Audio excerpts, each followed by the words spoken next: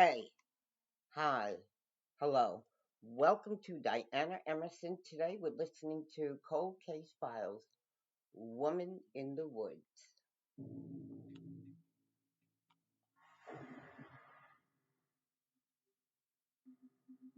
was a beautiful day, and my mom said, Jody, you got your dime. We always carry a dime for a telephone call if anything ever took place. And she pedaled off, and that was the last my mom saw Jody. And then that knock comes at the door, and you see those officers. They said, Jody's not alive, and you're going to need to come down and ID her. Jody, she's so strong. Now she's gone. I was scared. I was crushed. Who did this? I need to find out what happened to her. When you're looking at somebody you think murdered your sister, you're going to look them right in the eyes. You did that. I'm not looking away.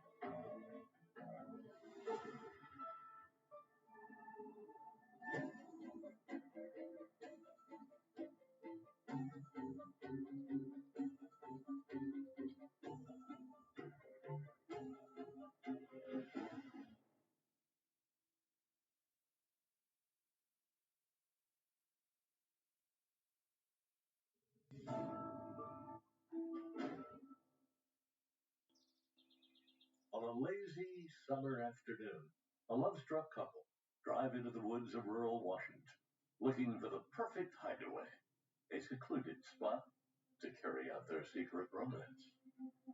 What they find is horror. They came across a log that was across the road. When they got out of the vehicle to move the log, they saw a body lying approximately 15 feet beyond that log. She was on her back. She was wearing a pair of bikini-style underwear, wearing a pair of knee-length socks, a pair of boots, and nothing else. Her blue jeans and clothing had been kind of strewn about. She had a wound to the right side of her head, and she's breathing, but she's not saying anything. A man sits her in the passenger seat of his little two-seater sports car, and the woman held her head up to keep her airway open. When they got to the hospital, it appeared that she was still alive, but by the time they were able to start examining her, she was deceased. She didn't have any ID on her, no purse, no driver's license, no identification card. So they didn't know who they had.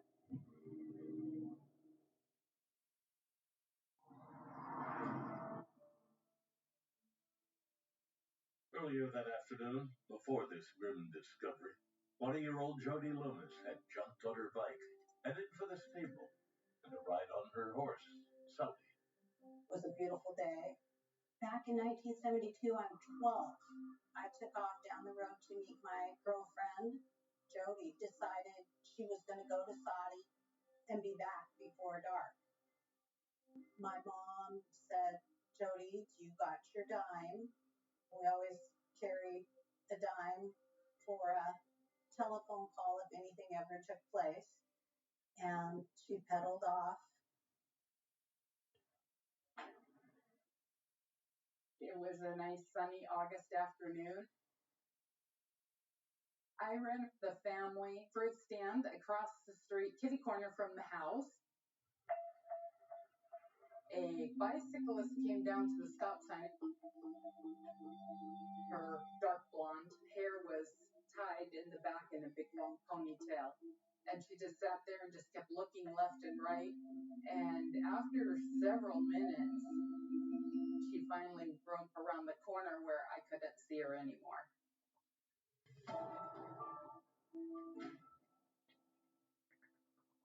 The couple who'd found the young woman lead police to the secluded site where they'd spotted the body. It's part of a 1,000-acre property rented by the Rice family. Law enforcement came across Ken Rice and his son Alan Rice chopping wood. say exactly what I was going through my mind at 13. They separated us. They just started asking us who we were and how long we'd been there. I think they asked my dad much more extensive questions. They came and started questioning me and asking me what I saw. And that's when I told them all about the girl on the bike.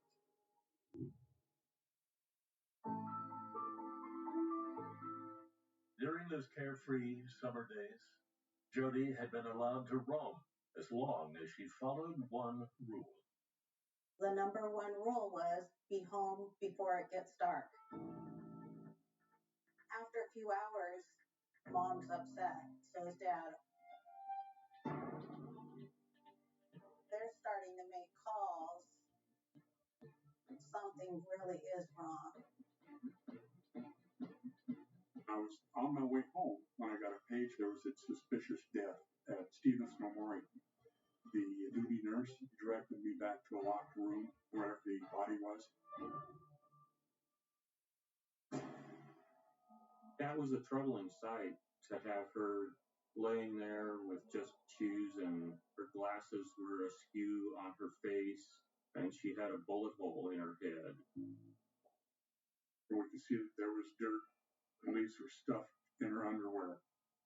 Her boots would have been put on after the underwear was pulled back up. I observed what appeared to be seminal fluid in the crotch of the underwear. It was obviously some kind of a sexually motivated homicide with a small caliber firearm. The detectives wanted to take the boots, so I removed the boots and placed them in beige colored plastic bags.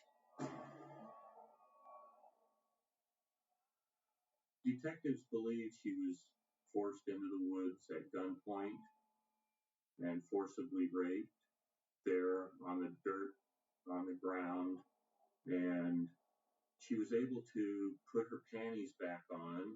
She put her right shoe on, but she was apparently tying her left shoe when the killer shot her in the head.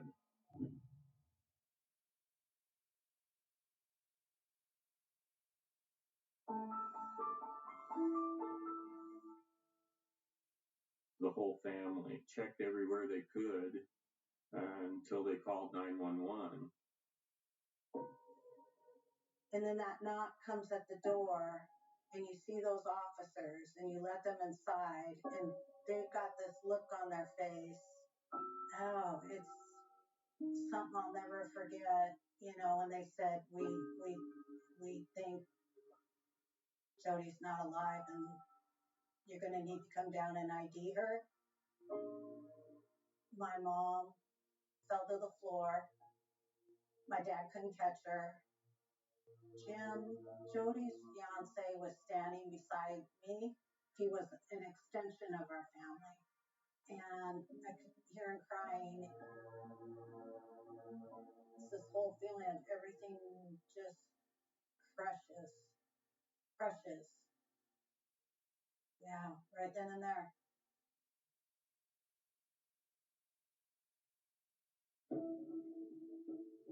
In our family, there's my mom, my dad, and the three of us, my brother, John, my sister, Jody, and I was the youngest.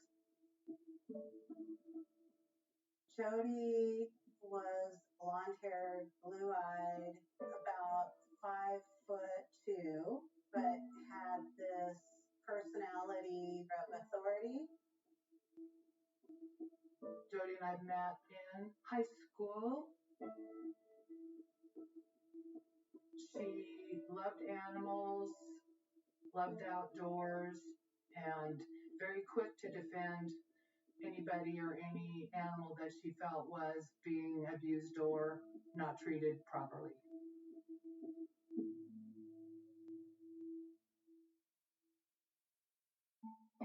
So one day, Jody had ran across these hunters. They were target shooting with these pigeons. And so Jody gave them a piece of her mind, told them they better stop, picked up this pigeon and brought him home. We just nursed him and he became a part of our family. So very true to Jody's nature, I would expect nothing else. I think what a kind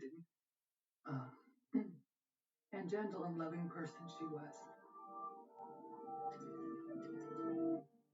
Her final moments on this planet were beyond horrible, just awful, just so unfair.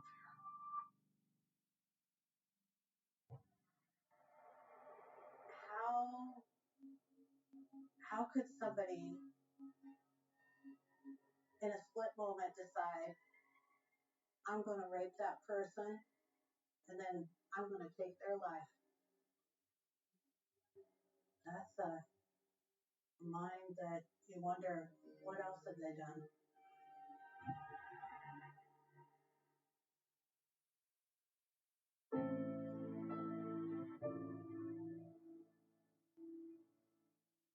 It was hard to believe my sister's gone. I was scared. I was crushed. There's a hole. It's like, how are you going to exist? Jody's murder shocks the Loomis family and everyone else in her small town.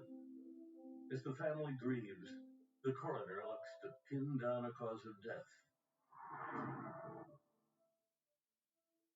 In 1972, we were a rural area, and these things just didn't happen. It's terrible. Everybody wanted to make sure everything was done right. She had a gunshot wound to the right side of the head. The pathologist recovered several .22 caliber slug fragments. It really affected me. I have a stepsister, and every time I looked at the young lady on the table, all I could see was my sister. The coroner confirms the cause of death from the gunshot wound and finds Jody had been sexually assaulted. Other than that, there's not much to go on. Vaginal swabs were taken at autopsy, and ultimately they found intact spermatozoa, but DNA as in forensic science didn't exist then. Normally, when you have a homicide, you look at the people that are closest to the family. The whole family's looked at, and then Jody's fiance, Jim, was looked at. Just prior to Jody being killed, he was living at the Loomis home. The family was very, very fond of Jim. Janice, she looked up to him like a big brother. Detectives interviewed him. They discovered that Jody's boyfriend was at work when Jody was murdered. He had actually been at work at the hospital where her body was taken, and he didn't realize that she was there. And so police were able to check on that relatively quickly and kind of eliminate him as a potential suspect.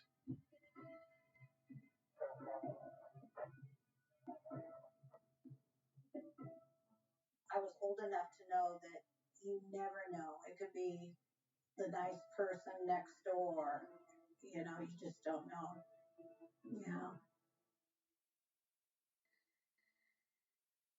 The police considered my brother and my father potential suspects because they were right in the vicinity where the young lady was found. Investigators focus on the Rice family. Ken Rice and his son Alan, who were chopping wood near the crime scene. Ken's daughter Kenda had spotted Jody riding her bike just hours before her body was discovered. The Rices walked right into the crime scene. You just got that feeling of, gotta know something. Something doesn't seem right. How could they not know? Police wanted to find out what these two men were doing there and if they had any involvement with what happened to Jody. It's just, we were the ones there, right? So that was the best they had to go on. I doubted that my brother had anything to do with it. I didn't know about my dad. I didn't believe that he could hide such a thing, but there was always a question in my mind because my dad, he liked the ladies, And he made lots of comments when you're watching TV about, oh, she'd be a good lay or something like that. But yeah, there were personal reasons, in our family. And so it makes you wonder. It became apparent that Mr. Rice and his son had a reason to be where they were at. Her boyfriend, family members, the people that were connected to Jodi weren't apparently involved, so they had nothing to start working on. It had to be really frustrating for the detectives not having any good solid leads to go on. The best information that they had was that a couple years prior, there were a bunch of men that were getting together in those woods to meet each other, but nothing linked them to Jodi's killing. The investigation stalls for nearly 2 years, until a tip finally gives detectives a glimmer of hope.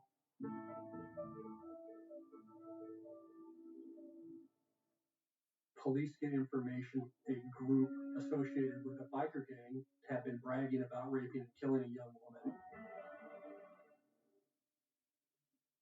The Reapers roadmen were maybe a half a dozen guys, and they liked to party and ride motorcycles. One of them ended up shooting at a train and hitting the conductor. And his gun was found to be a .22 pistol, the same type of a weapon used to kill Jodi. Police certainly wanted to get a hold of that weapon and see whether it fired the bullet that had been recovered from Jodi at autopsy. We gathered the gun and the bullets from the case and sent them off to the FBI. Ballistics test could determine whether the bullet had been fired from that .22. Ultimately, the FBI came to the conclusion that the gun did not fire the bullet.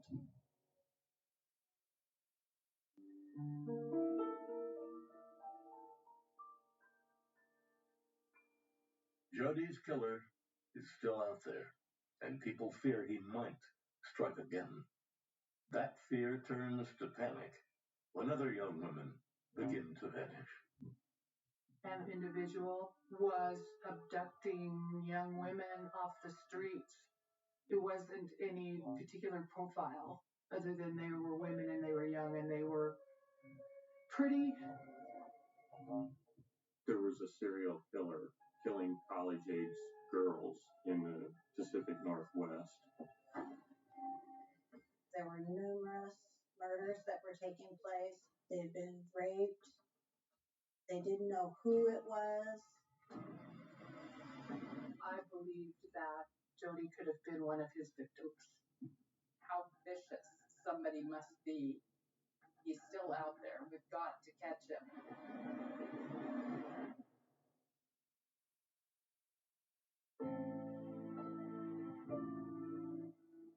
A group of young women over the course of several months had gone missing near Issaquah, Washington.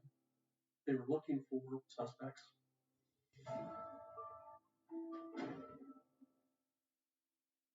The individual that police believed responsible for that was a guy by the name of Ted Bundy.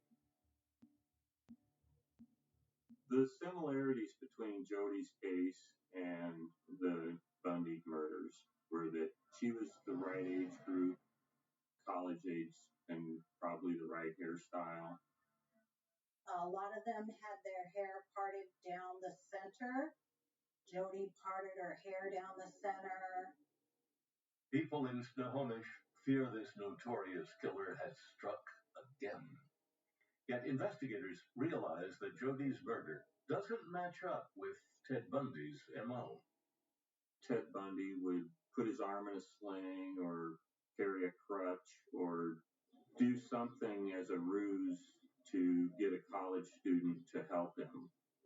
They had been seen getting into a vehicle willingly with somebody. Well, this isn't the same thing. She was riding a bicycle. They were bludgeoned. In Jodi's case, she was shot. It just didn't fit right. Serial killers are human beings. And human beings are creatures of habit. The manner in which he had approached, kidnapped, and then disposed of the bodies of the women was not at all similar. With Ted Bundy, they thought on August 23rd, 1972, that they had him in a different location. So eventually they ruled him out.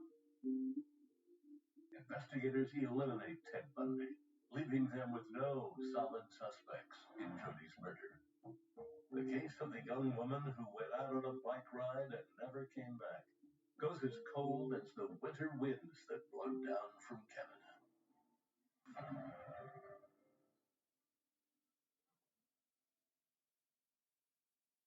As time progressed, there were no more leads, and there was nothing. There was just silence for years and years and years, and then decades. I really felt that nobody cared. With Jody's room, we didn't change anything for years. I started feeling like, wow, I may not ever know. I may go to my grave. But then there was another side of me that doesn't want to give up.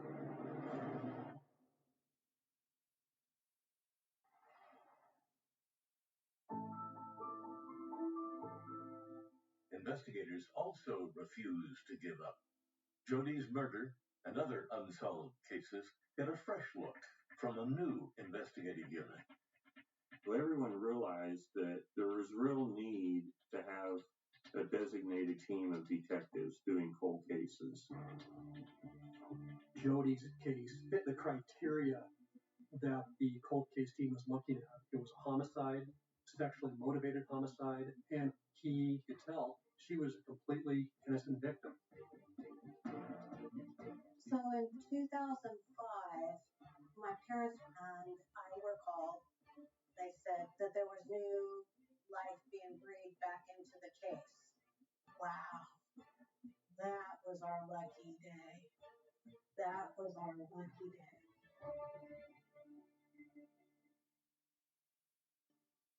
One of the best tools that we had as a cold case detective was DNA.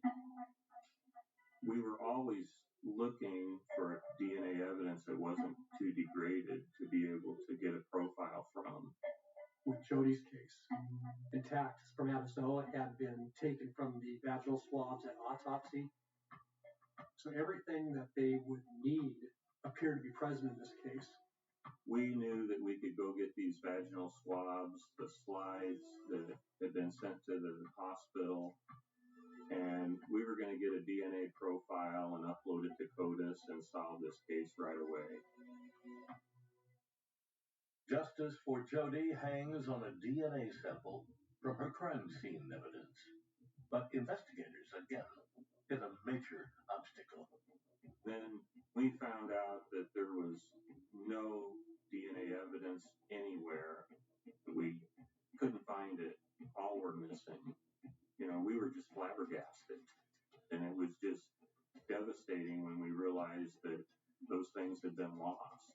So it was like a last-ditch resort that we hoped to God that we could get something off of the rest of the clothes that we still had in evidence.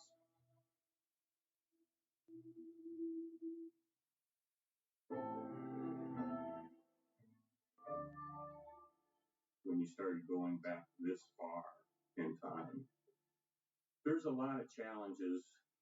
This case, we couldn't find items that were supposed to be in evidence. The killer's DNA samples collected during Jody's autopsy are missing. So investigators search for another sample.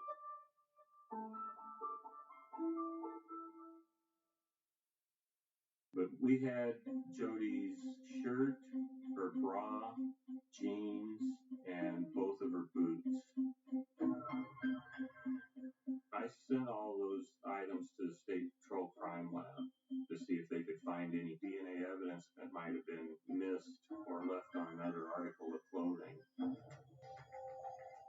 It took some time, a few months. May 15th, 2008 was one of my greatest days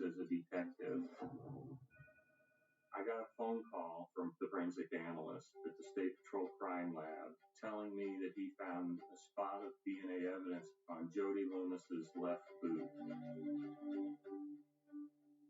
We were so excited about it that we drove to the crime lab and went back to his workstation, and he showed us the slide, and I counted 25 spermatozoa on it. And it was like, yeah, we actually do have what we need to solve this case. It was wonderful. We were very excited. We're going to find who this person was. The DNA profile was run through CODIS, and ultimately no matches were found. So the individual who left that fluid stain on Jody's boot was not in the system. I felt that, if they have the DNA, then surely they will get the person, not understanding then, not necessarily. That was disappointing. As far as finding the suspect, it wasn't there. Now it was just a matter of going to the core group and working our way out. Using that DNA sample, detectives turned their focus to everyone they questioned at the time of the murder, including Ken Rice and his son Alan. The two were working in the woods near the spot where Jody's body was found. The Rice family, that was one of the names that kept popping up. Oh, I wonder if they knew something that just wasn't being told, or somebody didn't remember something. Sheriff Sharp came back to our family and DNA tested my dad and my brother.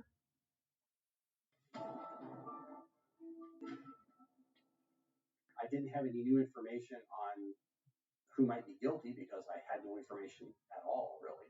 I just thought it was kind of like civic duty to come in and help out. They asked kind of all the logical questions, including, did you do it? At the end, they asked if I would be willing to give them a DNA sample, and I did. It was really emotional because I was just waiting for that shoe to drop. Is it possible that it was my father or my brother? My dad and my brother were actually ruled out. It was a big, huge relief. The Rices are eliminated, but a new possible suspect emerges. The man who owned the barn where Jody kept her horse back in 1972. Someone called in a tip.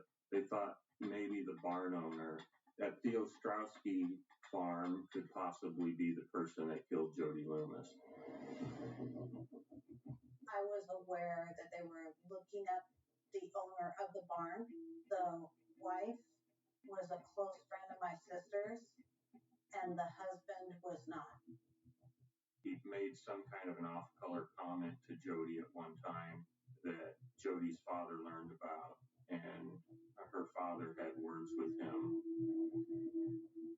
During the time that the homicide occurred, sometime between 5 p.m. and 5:30 p.m., he was not with his family. He had told the family that he was going to go out and do some shopping.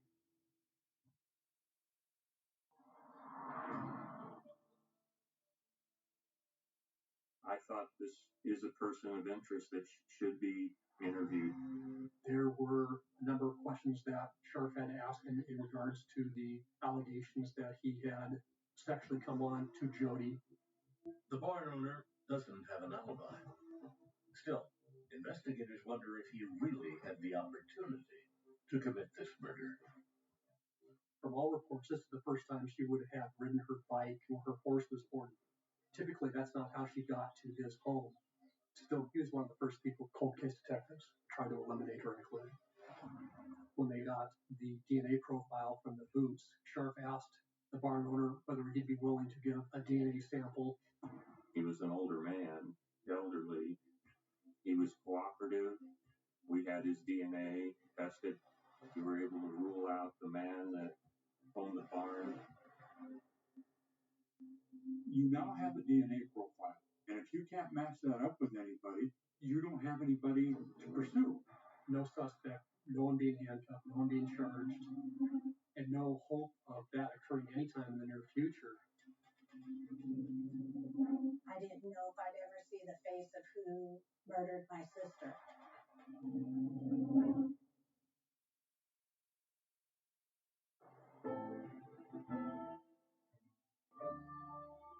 Over the years, you're just always grabbing at different straws and different things, and then if you hear anything, you're passing it on to the detectives. You just never let go of it. For 10 long years, there's not much to hold on to. That all changes with one forensic advance.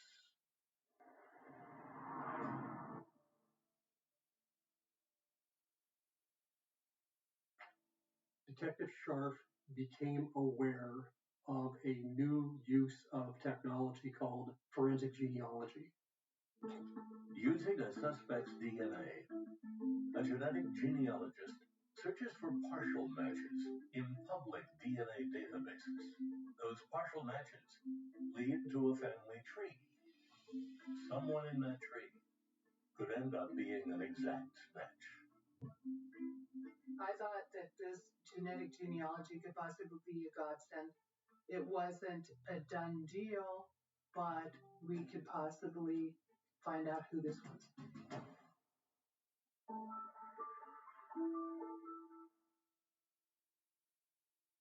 The DNA information was sent to a genetic genealogist. And actually, she spent 58 hours over a 3-day period to come up with a son of Jaquetta and Albert Miller. Jaquetta and Albert Miller had 6 sons and 1 daughter. So now law enforcement had 6 males that one of them was likely the donor of that DNA. One had sexual criminal history, and that was Terrence Miller. A couple of years after Jody's murder, he was arrested for statutory rape and child molestation, but he got a deferred prosecution for going through counseling, so Terry didn't go to prison. So now that we knew that he was a sex offender, we started following Terrence Miller around. They've got to get a known sample of DNA from the suspect surreptitiously so you're not alerting him, and then compare that to the original DNA sample.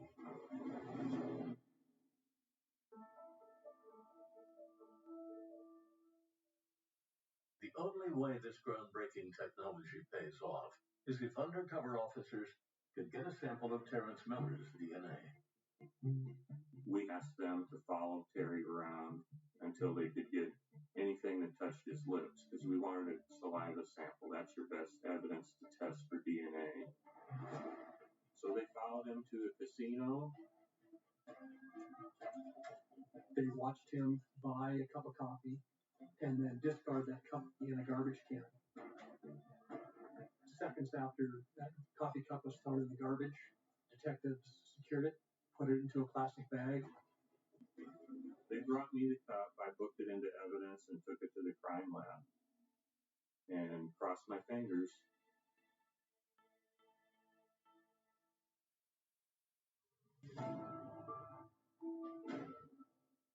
Just over a week later, the crime lab contacted Scharf. It was a match to Jody Loomis's case. So at that point, we finally identified a killer after 46 years. It was a real high point. You're just like, yes, you know who did it now, and this person's still alive. I was taking care of my mom at the time. She didn't have long to live, and I just said, Mom, they are so close. She couldn't say a lot at this point. She made it through that night, and she just beamed. She got to know. Now we need to figure out who Terrence Miller is. Where did he live in 1972? Where did he work? And all of this is stuff that occurred almost 50 years ago. What witnesses do we have that are still alive that can help us put this case together? Terrence Miller had lived his whole life in Snohomish County. He and his wife run a small ceramic shop. Terry Miller kept this secret all these years from everybody he knew. My brother and his wife, every Monday, even bowled with Terry Miller for 6 or 7 years. Investigators take months to build their case against Miller, and finally, they make their move.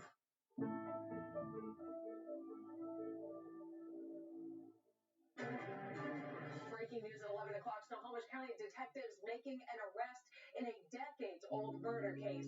Miller was arrested at his Edmonds home Wednesday. It's just like this feeling of, whoa, hang on to the wheel. Here we go. Here we go. It was great to have him in custody, and now our next task was to interview him and hopefully get a confession out of him. If not, we needed some provable lies. The detectives started turning the screws on him about talking specifically about the Loomis homicide. When we brought up Jody Loomis, he denied knowing her and denied ever having sex with her. So that was a key thing that we needed to prove in court.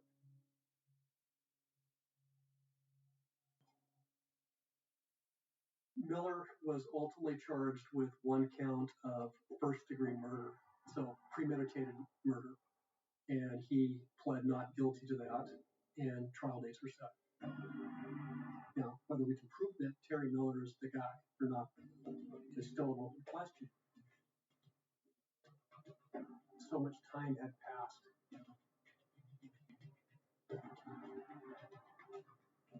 It was a very daunting task.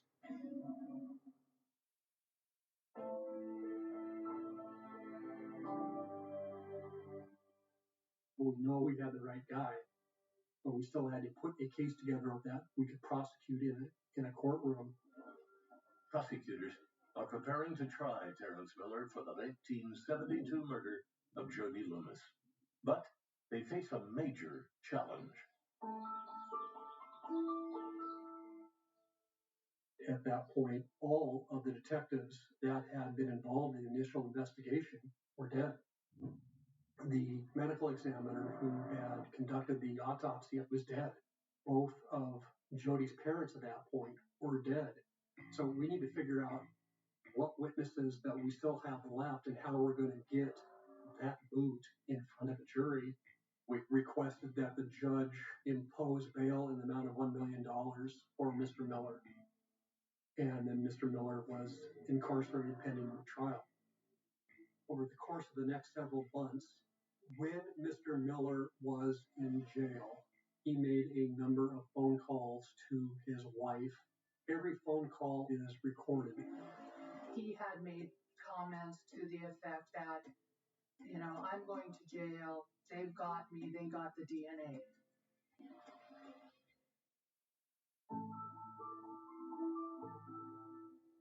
Months before the trial, the accused killer does something no one expects. Terrence Miller had some assets, and he was able to bail out on $1 million bail. Can this really be happening? That with DNA and a murder, he's out, he gets to go home. Really upset us when we found that out. I was terrified for Jana. He could come after her. What if he just decided, I'm going to come after the family? What do I have to lose?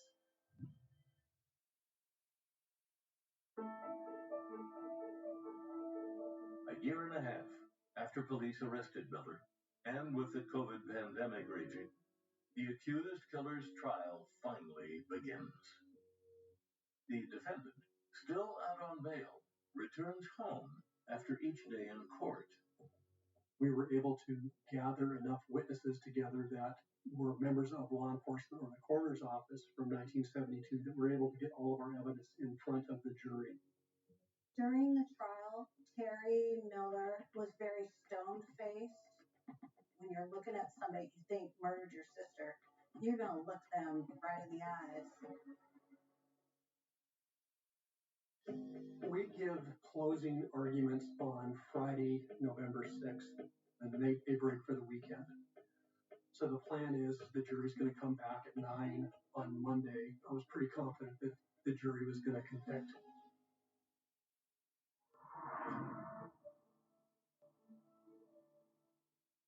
Monday morning, I was at my desk, and about 9:30, we received a phone call from patrol. They were at the Miller house. Terrence Miller had apparently committed suicide that morning. He did it with a .22 handgun, the same type of a weapon that he used to kill Jody. We were told the jury had not been informed that they were continuing to deliberate. Then they came back a little bit later on and said, all right, everybody to the courtroom. The jury has their decision. Jody's friends and family file into the courtroom, anxiously awaiting the verdict. It's a very intense moment when you're sitting there and you're looking at the jury and you're looking at the judge, and the jury announces that he's guilty. Oh, thank goodness. There was no justice when that trigger was pulled. I wanted him to go to prison because I pretty much knew what was going to happen to him in prison, and it was not going to be pretty.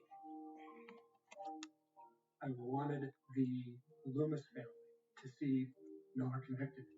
I wanted them to see him be handcuffed and led from the courtroom. He took that from them. But it was very rewarding because that family had been waiting a long time. We need to learn from what happened to Jody and try and make it to where we take care of other families that are going through this, not knowing, and try to help. That's what Jody would want. She would want that. I miss her for all my years that I had with her, and I miss her for all the years I didn't have with her. All the things that she cared about that I couldn't share with her because somebody was so evil. Jody, I love you so much.